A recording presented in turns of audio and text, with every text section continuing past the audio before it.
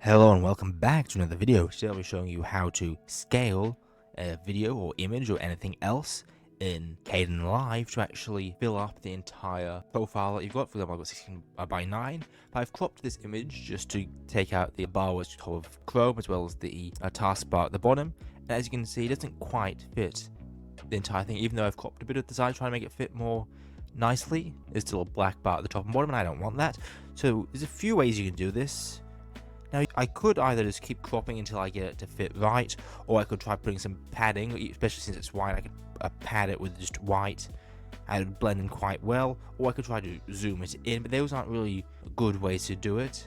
Because zooming in can not give you the best results, because it doesn't always have the edges exactly how you want it, especially if there's a big black bar, you might end up cropping something else you want.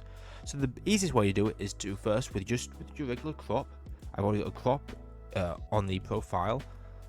We're going to use edge crop, it's the best. Just drag that on and you just crop it. I've cropped the top and bottom off, as I said, and I've also cropped the right off, and you get it pretty close. And then what you want to use to stretch it is use the FFmpeg image scaler, which is right here. All you need to do is just drag that one straight on, and it will scale it and it will fit the actual profile I've set up.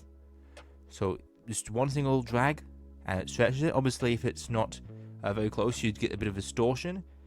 Something that's pretty close with only a tiny bit of black bars, the distortion isn't really noticeable, so it's good enough for most things.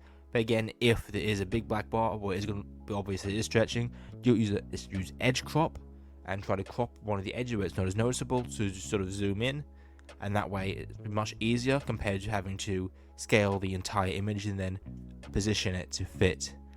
But that's it for this video. If you've got any more suggestions of things you'd like to see how to do in Kdenlive or any other software, or any alternatives that you'd like to see, consider leaving those in the comments down below. But that's it for this video. If you like the video, comment down below your thoughts and your views, and subscribe so you don't see videos like this in the future.